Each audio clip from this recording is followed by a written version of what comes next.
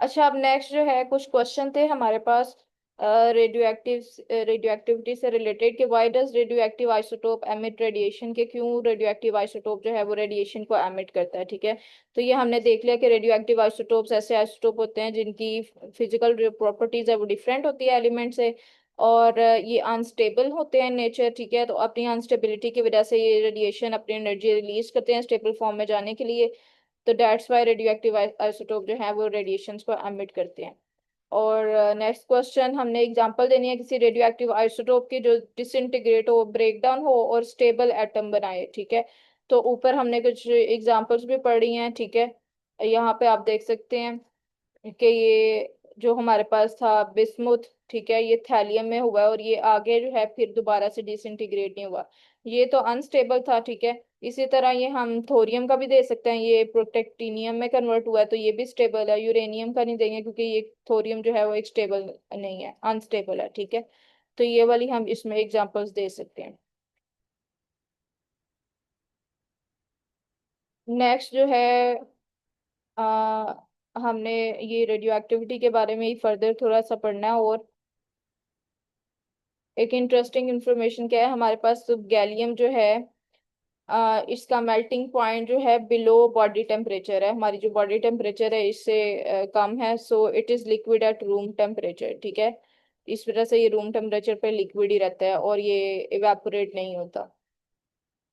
और radio carbon dating जो है एक ऐसा मेथड है जिससे रेडियो एक्टिविटी के बेस में हम रेडियो कार्बन डेटिंग भी कर सकते हैं। रेडियो कार्बन डेटिंग क्या है, कैसा प्रोसेस है जिससे हम एज फाइंड कर सकते हैं हिस्टोरिकल ऑब्जेक्ट्स की, जो बहुत पुराने हिस्ट्री में चीजें पाई जाती हैं। जिस तरह हमने डायनासोर्स वगैरह की भी एज जो है डिटरमिन की तो रेडियो कार्बन डेटिंग से ही की। ठीक है, हमारे पास रेडियो कार्बन डेटिंग से हम डायनासोर्स या जो भी हिस्टोरिकल जो है ऑब्जेक्ट्स पड़े हैं, ठीक है, हमारे पास फोसल्स पड़े हैं, उनकी एज डिटरमिन करना रेडियो कार्बन डेटिंग के थ्रू जो है वो हम डिटरमिन कर सकते हैं। क्योंकि इनके जो हमारे पास हिस्टोरिकल ऑब्जेक्ट हैं उसके अंदर जिनके पास ऑर्गेनिक मटेरियल हो, ठीक है, तो उन ऑर्गेनिक मटेरियल जिसके पास हो उन हिस्टोरिकल ऑब्जेक्ट्स की हम एज फाइंड कर सकते हैं with the help of radio active isotope carbon 14 के बेस पे। कार्बन 14 डेटिंग भी हम इसको कहते हैं, जब हम कार्बन 14 से यूज करते हुए एज डिटरमिन करें। इस मेथड में हम क्या करते हैं कि एक स्मॉल प्रोपोर्शन कार्बन 14 का सैंपल में लेते हैं from a dead plant animal. ठीक है, तो कोई भी हमने सैंपल लिया है, डेड प्लांट या एनिमल है, बहुत ज्यादा ओल्ड हिस्टोरिकल है। ठीक है, डेड प्लांट या animal like a piece of wood भी हम ले सकते हैं, ठीक है, बोन भी ले सकते हैं, वो भी हम एज की इंफॉर्मेशन प्रोवाइड कर सकते हैं। और उस सैंपल के थ्रू हम मेजर करते हैं कि उसके अंदर कितनी प्रोपोर्शन है कार्बन 14 की, कि कार्बन 14 कितने अमाउंट में उसमें प्रेजेंट है। ठीक है, फिर हम इसकी प्रोपोर्शन से क्या करते हैं, फिर हम इसे यूज करते हुए कैलकुलेट करते हैं कि एनिमल और प्लांट कब डाई हुआ था। ठीक है, तो जितना ज्यादा ओल्डर सैंपल होगा उसके अंदर कार्बन 14 की जो अमाउंट है उसकी प्रोपोर्शन है वो कम होगा। तो अगर तो वो अभी उसको कम देर हुई है डाई हुए, तो फिर इस मीन्स के कार्बन 14 जो है उसके अंदर ज्यादा अमाउंट में प्रेजेंट होगा। अगर बहुत ज्यादा उसके ईयर्स हो गए हैं तो फिर कार्बन 14 बहुत कम अमाउंट में प्रेजेंट होगा, क्योंकि ये रेडियो एक्टिव है। ये विद इन ईयर्स एक स्पेसिफिक इसका टाइम है कि इस टाइम के बाद ये इतना रह जाता है। ठीक है, इसकी हाफ लाइफ होगी, हाफ लाइफ से हम डिटरमिन करेंगे कि 1 साल बाद या इसकी हाफ लाइफ कितनी है, इतनी देर बाद ये ब्रेक डाउन हो जाए करेगा। ठीक है, तो फिर जितनी इसकी हाफ लाइफ कम हुई है तो उस हिसाब से फिर जितना ये कम रहता जाएगा उसकी प्रोपोर्शन से हम डिटरमिन कर लेंगे कि एज क्या है। रेडियो एक्टिव आइसोटोप्स जो हैं ये टेस्ट में भी यूज किए जाते हैं। ठीक है, अगर हम स्ट्रेंथ ऑफ मेटल देखें, कंक्रीट मिक्सचर, तो अगर इनकी स्ट्रेंथ हम डिटरमिन करना चाहें तो उसमें भी यूज कर सकते हैं। और ये चीप न्यूक्लियर पावर जनरेट करने में भी हेल्प करते हैं, और ऑयल फील्ड्स को फाइंड करने में भी हेल्प करते हैं। मेडिसिन में ये डायग्नोस्टिक में हेल्प करते हैं और काफ़ी मेडिकल ट्रीटमेंट को भी, मेडिकल कंडीशंस को ट्रीट करने के लिए like cancer and thyroid disorders in disease के भी डायग्नोस्टिक और ट्रीटमेंट में हेल्प करते हैं। आगे नेक्स्ट हमने आयनाइजेशन देखनी है एटम्स की, कि रेडियो एक्टिव सोर्स से किस तरह डिफरेंट एटम्स जो हैं वो आयनाइज हो सकते हैं। तो जो रेडिएशन हमारे पास रेडियो एक्टिव सोर्स से निकलती हैं, उसकी वजह से एटम जो है आयनाइज हो जाते हैं। इट मीन्स कि वो आयंस में कन्वर्ट हो जाते हैं, ठीक है। आयंस आपको पता है कि दो तरह से होते हैं, दो टाइप्स के होते हैं। One is कटाइन, other is A9. कटाइन क्या होता है? जिसपे पॉजिटिव चार्ज होता है, ठीक है। और एनाइन क्या होता है? जिसपे नेगेटिव चार्ज होता है। तो अब रेडिएशन, अगर कोई भी रेडिएशन हमारे पास रेडियो एक्टिव सोर्स से निकलेगी, तो वो चीज़ों को, एटम्स जो डिफरेंट मैटर्स के अंदर प्रेजेंट है, उसको आयनाइज कर देगी, ठीक है, उसको आयंस में कन्वर्ट कर देगी। फॉर एग्जांपल, जो रेडिएशन एमिट होती है रेडियो एक्टिव एलिमेंट रेडियम 226 से, वो रिमूव कर देती है इलेक्ट्रॉन्स और एटम से, ठीक है। However, this ionizing radiation should have enough energy to remove tightly bound electron from the orbit of an atom. लेकिन इस रेडिएशन के पास इतनी पावर होनी चाहिए कि वो क्या करे कि जो एटम है, आपको पता है कि इलेक्ट्रॉन्स जो हैं, यहाँ पे अगर उसका न्यूक्लियस है तो इलेक्ट्रॉन्स ऑर्बिट कर रहे होते हैं इसके इर्द गिर्द, ठीक है। तो ऑर्बिट में इस तरह रिवॉल्व कर रहे होते हैं। तो इसके पास, अगर ये बहुत ज्यादा टाइट है, क्लोज टू न्यूक्लियस है इलेक्ट्रॉन, तो इसके पास इतनी पावर होनी चाहिए रेडिएशन के पास कि वो इसके जो टाइटली बाउंड है इलेक्ट्रॉन अपने न्यूक्लियस के साथ, बहुत ज्यादा बाउंड है, उसको वो ये बाहर निकाल सके, ठीक है। तो इतनी वो उसके पास जब एनर्जी होगी तब भी वो इलेक्ट्रॉन को बाहर निकालेगा। और इलेक्ट्रॉन लॉस्ट हो सकते हैं आयनाइजिंग रेडिएशन की वजह से, ठीक है। जैसे आयनाइजिंग रेडिएशन इससे कोलाइड करेंगे, इस तरह से रेडिएशन आएंगे, इससे कोलाइड करेंगी एटम के साथ, तो वो फोर्स करेंगी उस इलेक्ट्रॉन को अवे फ्रॉम एटम, इस इलेक्ट्रॉन को बाहर अवे फ्रॉम जो है एटम लेके जाएंगी, ठीक है। तो एटम जो है वो सोडियम का एक एग्जांपल दिए कि सोडियम के इलेक्ट्रॉन को जब हिट कराया जाए, ठीक है, आयनाइजिंग रेडिएशन से, तो वो अपना इलेक्ट्रॉन लूज कर देता है। किस तरह से? कि ये सोडियम है, इसके पास एनर्जी आई, ठीक है, एनर्जी जो है, कोई भी आयनाइजिंग रेडिएशन है, तो इसने अपना इलेक्ट्रॉन लूज कर दिया, इलेक्ट्रॉन निकल गया और बाहर ये क्या बन गया? एक कटाइन बन गया, ठीक है। प्लस मीन्स के इसने अपना चार्ज जो है वो लूज कर दिया, इसके अंदर से इलेक्ट्रॉन निकल गए हैं, और इलेक्ट्रॉन रिलीज करने के बाद इसके ऊपर पॉजिटिव चार्ज आ गया कटाइन, ठीक है। तो इस प्रोसेस को, जिसमें एटम जो है पॉजिटिवली चार्ज आयन में कन्वर्ट हो जाता है, ठीक है, इसको हम कहते हैं आयनाइजेशन ऑफ एटम्स, ठीक है, कि एटम यहाँ पे क्या हो गया? आयनाइज हो गया। और ये जो है हमारी यूनिवर्स में भी जो है ये आयनाइजेशन ऑफ एटम्स होती रहती हैं, जितने भी रेडियो एक्टिव एलिमेंट्स प्रेजेंट है उनकी वजह से। और जो same elements occur everywhere in the universe matters, Mars पे या किसी और प्लैनेट पे सेम एलिमेंट्स जो दूसरे प्लैनेट्स पे पाए जाते हैं, वही हमारे भी अर्थ पे पाए जाते हैं, ठीक है। अब नेक्स्ट हमने जो पढ़ना है वो रिलेटिव एटॉमिक मास का कॉन्सेप्ट है, ठीक है। और रिलेटिव एटॉमिक मास क्या होता है? रिलेटिव हम कहते हैं कि दो चीजों को स्टडी करें इकट्ठा, तो हम रिलेटिव देखते हैं कि इससे रिलेटिव दूसरी चीज को हमने देखना है, ठीक है। तो जैसे ही एग्जिस्टेंस हुई है एटम की, हमने तो केमिस्ट ने ट्राई किया कि इस तरह का मेथड फाइंड करें जिससे उनको हेल्प हो कि हम मैसेज डिफरेंट एटम्स का कंपेयर कर सकें। जिस तरह आप कहेंगे सोडियम का ये मैस है, ठीक है, हाइड्रोजन का ये है, तो हम डिफरेंट जो हमारे पास एटम्स हैं उनके मैसेज को कंपेयर करने के लिए उन्होंने कहा कि कोई ऐसा स्केल हो, कोई ऐसा मेथड हो जिससे हम मैसेज जो हैं वो डिफरेंट एटम्स के कंपेयर कर सकें। तो ये जरूरी था कि क्योंकि हमें जो है रिलेटिव मैसेज ऑफ एटम्स जो हैं, अगर जब तक हमें रिलेटिव मैसेज ऑफ एटम्स नहीं पता होंगे तो तब तक हम ये नहीं कर सकते कि किस रेशो में मैसेज जो है हम मिक्स करेंगे। We mix the reactants to carry out chemical reactions, के हमने कितने अमाउंट में, कितने प्रोपोर्शन में रिएक्टेंट्स को ऐड करना है कि वो प्रोडक्ट बनेगा और वो रिएक्शन होगा, ठीक है। 1961 में फिर केमिस्ट ने एक न्यू स्केल अडेप्ट किया, ठीक है। अब उस स्केल से क्या किया कि उन्होंने मेजर किया कि रिलेटिव एटॉमिक जो है मैसेज, एटम्स या रिलेटिव एटॉमिक मैसेज को मेजर किया। अब जो यूनिट था मैस का उस स्केल पे, वो 1/12 of the mass of the lighter isotope था। सबसे जो लाइट आइसोटोप है कार्बन 12, कार्बन 12 को लेते हुए उन्होंने एक यूनिट जो है यूनिट मास इस स्केल पे दिया कि 1/12 है, ठीक है। जो मास है एक एटम का of carbon on this scale is exactly 12, ठीक है। कि मैस जो कार्बन 12 है उसका मैस 12 है, और जो मैसेज हैं अदर एटम्स के वो मेजर किए जाएंगे रिलेटिव टू दिस यूनिट, के इस यूनिट को लेके बाकी मैसेज जो है वो मेजर किए जाएंगे। अब जो रिलेटिव एटॉमिक मैस है एलिमेंट का, इसको हम किस तरह से डिफाइन कर सकते हैं कि ये जो मैस है एटम का उस एलिमेंट का, ठीक है, एटम के एलिमेंट का जो हम देख रहे हैं relative to the mass of the carbon, carbon 12 से कंपेयर करते हुए हम उसका मास देख रहे हैं।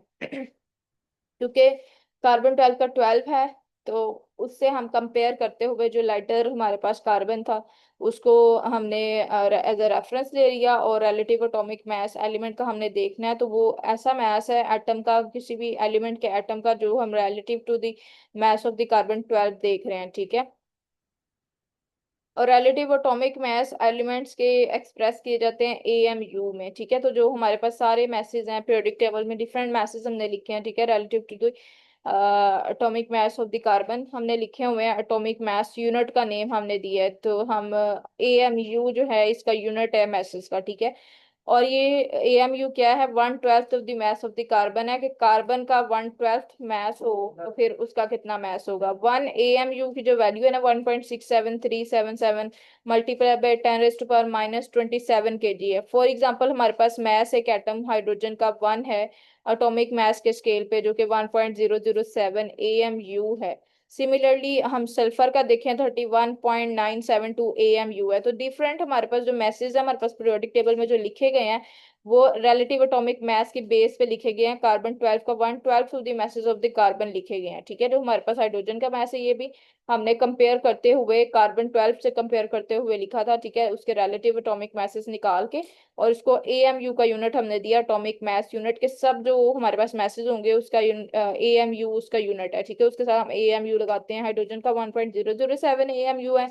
सल्फर का हमारे पास, जिसको हम सल्फर 32 कहते हैं, उसका एग्जैक्ट जो है वो प्रोडक्ट टेबल में 31.972 एएमयू है, ठीक है। इसी तरह आगे हम इसकी एक्सरसाइज देख लेते हैं कि हम किस तरह से कंपेयर करेंगे message of the atom of magnesium और क्लोरीन को, ठीक है। तो इसी तरह से ये हम प्रोडक्ट टेबल से देख के हम बता सकते हैं कि इनके मैसेज क्या है, मैग्नीशियम के, क्लोरीन के कितने एएमयू है। अब calculation of atomic mass for from isotopic abundance, ठीक है। आइसोटोपिक अबंडेंस अगर है तो हमने रिलेटिव एटॉमिक मास किस तरह से फाइंड करना है। तो कोई भी एलिमेंट जो है उसके पास डिफरेंट आइसोटोप्स हो सकते हैं। आइसोटोप्स डिफरेंट है तो इट मीन्स कि उनके डिफरेंट मास नंबर होंगे, और वो मास नंबर जो हैं उनको हम रिलेटिव आइसोटोपिक मासेस कहते हैं, ठीक है। क्या कहेंगे, relative isotopic masses. For example हमारे पास कार्बन 12 का 12 मास है, कार्बन 13 का 13 है, कार्बन 14 का 14 है। तो हम क्या कहेंगे कि ये क्या है, इसके आपस में ये मास नंबर क्या है, ये रिलेटिव आइसोटोपिक मासेस हैं, ठीक है। हर एक आइसोटोप जो है उसकी एक नेचुरली अकरिंग अबंडेंस होती है, ठीक है, कि कितनी अमाउंट में पाया जाता है ये वाला आइसोटोप, नेचुरली कितनी अबंडेंस है इसकी, या दूसरा आइसोटोप इसकी कितनी अबंडेंस है, उस अबंडेंस को के कितनी अमाउंट में वो पाए जाते हैं, ठीक है, कितनी हद तक वो पाए जाते हैं। मीन्स के अगर 100% एक कार्बन पाया जाता है तो 100% में से कितना, 20% कार्बन 12 है, या 40% कार्बन 13 है, या 30% जो है वो हमारे पास कार्बन 12 है, ठीक है। तो कार्बन 12 13 14 तीनों कार्बन को मिला के टोटल 100% बनता है। तो हम देखेंगे कि अबंडेंस क्या है, कि कितनी अमाउंट में कौन से वाला आइसोटोप पाया जाता है किसी भी एलिमेंट का, ठीक है। तो उसको हम कहते हैं, ये क्या है, इसकी आइसोटोपिक अबंडेंस है। तो रिलेटिव एटॉमिक मास एलिमेंट का हम कैलकुलेट कर सकते हैं रिलेटिव आइसोटोपिक मासेस से और आइसोटोपिक अबंडेंसेस से, ठीक है, इस फॉर्मूले के थ्रू, ठीक है। रिलेटिव एटॉमिक मास जो है हम फाइंड कर सकते हैं। अब इसमें जो एम है वो हमारे पास क्या है, रिलेटिव आइसोटोपिक मास है, ठीक है, उसका मास हम लेंगे, और आइसोटोपिक अबंडेंस है, ठीक है, P1 P2 P3 के कितनी उसकी अबंडेंस है, ठीक है, कितना वो अबंडेंस में पाया जाता है। तो जब हम उसके मास को उसकी अबंडेंस से मल्टीप्लाई कर देंगे, प्लस पहले वाला 3 आइसोटोप है तो 3 हम मास और अबंडेंस होंगे, 4 होंगे तो 4 होंगे, और टोटल 100 से हमने उसको डिवाइड कर देना है, ठीक है। तो जिस तरह कार्बन 12 का मास 12 है और उसकी हमें अब आइसोटोपिक अबंडेंस दी जाएगी, उससे मल्टीप्लाई करेंगे, प्लस कार्बन 13 को उसकी अबंडेंस से मल्टीप्लाई करेंगे, प्लस कार्बन 14 को उसकी अबंडेंस से मल्टीप्लाई करेंगे, उसको डिवाइड कर देंगे 100 से। तो हमारे पास रिलेटिव एटॉमिक मास आ जाएगा, तीनों का जो कलेक्टिव एक मास है वो हमारे पास रिलेटिव एटॉमिक मास होगा, ठीक है। और एलिमेंट क्रिप्टॉन जो है इसके 5 आइसोटोप्स हैं, तो इनका जो रिलेटिव आइसोटोपिक मैसेज है और रिलेटिव अबंडेंस की टेबल में दी गई है, ठीक है, अबंडेंस और मैसेज। इससे फिर हम क्या करेंगे, यूज करते हुए इनकी आइसोटोप मैस और अबंडेंस को हम यूज करते हुए क्या फाइंड कर सकते हैं, रिलेटिव एटॉमिक मैस हम फाइंड कर सकते हैं, ठीक है। फॉर एग्जांपल यहाँ पर हम देख लेते हैं कि इसका पहला जो है रिलेटिव आइसोटोपिक मास क्रिप्टॉन का 80 है, उसकी अबंडेंस 2% है। फिर 82 है, इसकी 12% है। फिर 83 है, इसकी भी 12% है। फिर नेक्स्ट 84 है, इसकी 57% है। 85 है, इसकी 17% है। अब इसके अब रिलेटिव एटॉमिक मास हमने फाइंड करना है, तो M1 और P1 के 80 था और 2 था, ठीक है। 80 को हमने 2 से किया, 82 को 12 से किया, 83 को 12 से किया, 84 को 57 से किया, 85 को 17 से किया, ठीक है। इसी तरह हमने किया 80 को 2 से, 82 को 12 से, 83 को 12 से, 84 को 57 से, और 85 को हमने 57 से किया, ठीक है। अच्छा, यहाँ पे हमने क्या किया, 80 को 2 से, ठीक है, ये जिस तरह आपको टेबल में दिख रहा है। फिर 82 को हमने 12 से किया, ठीक है।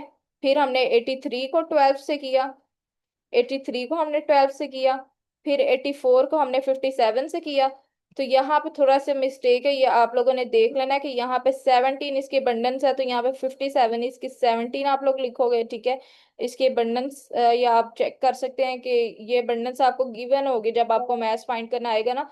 तो ये आप लोगों ने खुद नहीं करना, आप लोगों को ये गिवन होगी क्वेश्चन में, तो फिर आप लोगों ने वहां से लेके इसकी वैल्यू और फाइंड कर लेना है इसको। और दरम्यान में प्लस के साइंस आएंगे, और फिर इसको डिवाइड करके 100 से, तो इसका आंसर क्या आ गया, ये आ गया, ठीक है। तो रिलेटिव क्रिप्टॉन का मैथ आप लोग पीरियोडिक टेबल से भी देख सकते हो। जो पीरियोडिक टेबल में मैथ मेंशन है वो रिलेटिव मेंशन होता है, सारे आइसोटोप्स का जो है वो मैथ कलेक्टिवली मेंशन होता है, ठीक है। एक और एग्जांपल हम देख लेते हैं कि हम किस तरह से कैलकुलेट कर सकते हैं एटॉमिक मास आइसोटोप का, ठीक है, क्लोरीन का, जबकि उसका रिलेटिव एटॉमिक मास दिया गया, ठीक है। अब इसका एटॉमिक मास दिया गया, और लाइट आइसोटोप क्लोरीन जो है उसका हम किस तरह से फाइंड कर सकते हैं वो हमने फाइंड करना है, ठीक है। रिलेटिव आइसोटोपिक अबंडेंस क्लोरीन के कितने आइसोटोप है, क्लोरीन 37 जो है वो हमारे पास इसका क्या है, 24.23% इसकी अबंडेंस है, ठीक है। रिलेटिव आइसोटोपिक अबंडेंस लाइट जो इसका सबसे लाइट आइसोटोप है, क्योंकि हमने इसका रिलेटिव एटॉमिक मास लाइट आइसोटोप का फाइंड करना है, लाइट आइसोटोप की अबंडेंस ये है, ठीक है। फिर एटॉमिक मास क्लोरीन का क्या है हमारे पास, वो गिवन है, ठीक है, 35.4। रिलेटिव एटॉमिक मास का फॉर्मूला क्या था, हमारे पास दो आइसोटोप है ना इसके, तो पहले वाले आइसोटोप को हमने उसके बंडन से मल्टीप्लाई करना है उसके मास को, फिर सेकंड वाले के मास को उसके बंडन से मल्टीप्लाई करना है। पहले वाला जो है वो क्लोरीन को हमने, जो इसका लाइट आइसोटोप है, इसका मास तो हमने फाइंड करना है, मास नहीं है हमारे पास, तो हम क्लोरीन ही लिख देंगे। और इसके बंडन्स हमारे पास है 75.77। दूसरे की हमारे पास मास जो है इसका 37 है, क्लोरीन 37 से आपको पता लग गया 37 है, और इसकी बंडन्स 24.23 है, ठीक है। और डिवाइड हमने क्या कर दिया इसको 100 से। और इस साइड पे हमारे पास रिलेटिव एटॉमिक मास जो है वो गिवन था, वो क्या था, 35.45, वो हमने इधर पुट कर दिया। अब हमारे पास जो था ये सब हमने फार्मूलाज, ये सब हमने वैल्यूज पुट कर दी, ठीक है। अब उसके बाद हम कैलकुलेशन किस तरह से करेंगे, अब हमने सिंप्लीफाई करना है, ठीक है। तो यहाँ से फिर जो है 37 को इससे मल्टीप्लाई हम कर देंगे, ठीक है। और ये जो 100 है, फर्स्ट ऑफ ऑल ये 100 उधर जाके यहाँ पे डिवाइड हो रहा है, तो इधर जाके ये क्या होगा, मल्टीप्लाई हो गया। तो ये इससे हमने 100 से मल्टीप्लाई कर दिया, ठीक है। यहाँ से फिर 100 कट हो गया, तो ये 3545 आ गया। और यहाँ पे क्लोरीन इंटू 75.77, और ये जो सारा जब इसको हमने मल्टीप्लाई किया तो इसकी वैल्यू को आई 896.51। और यहाँ पे ये प्लस हो रहा था, तो वहां जाके ये माइनस हो गया, ठीक है। माइनस होके इसकी ये वाली वैल्यू आई, ठीक है, 2648.49। अब इधर जो है ये इससे मल्टीप्लाई हो रहा था, तो इधर जाके ये डिवाइड हो गया। और क्लोरीन की वैल्यू हमारे पास जो इसके लाइट आइसोटोप की आ गई, वो 34.95 है। तो इसी तरह आपको आइसोटोप, उसके आइसोटोप का भी रिलेटिव एटॉमिक मास फाइंड करना आ सकता है, या फिर उस एलिमेंट का भी फाइंड करना आ सकता है, ठीक है। तो एलिमेंट का फाइंड करना आएगा तो फिर तो वो गिवन ही होगा, वो आपको फाइंड करना होगा, तब आपको मैसेज और अबंडेंस दी जाएंगी। और अगर किसी आइसोटोप का फाइंड करना आ गया तो फिर आप इस तरह से फाइंड कर सकते हैं आइसोटोप का। तो यहाँ से हमें इसका जो रिलेटिव मास है लाइट आइसोटोप का पता लग गया, वो 34.95 है। इसी तरह एक और हमारे पास एक्सरसाइज के क्वेश्चन है कि हमने रिलेटिव एटॉमिक मास फाइंड करना है लेड का, आइसोटोपिक अबंडेंस इसकी दी गई है, ठीक है, 2, 24, 22, 52। और आपको पता है कि चार आइसोटोप भी दे दिए हैं, यहाँ से आपने मैथ ले लेना। ये 204 है इसका मैथ, इसका 206 है, इसका 207 है, इसका 208 है रिस्पेक्टिवली। का मतलब है कि पहले वाले का ये है, दूसरे वाले का ये है, तीसरे वाले का ये है और चौथे वाले का ये है।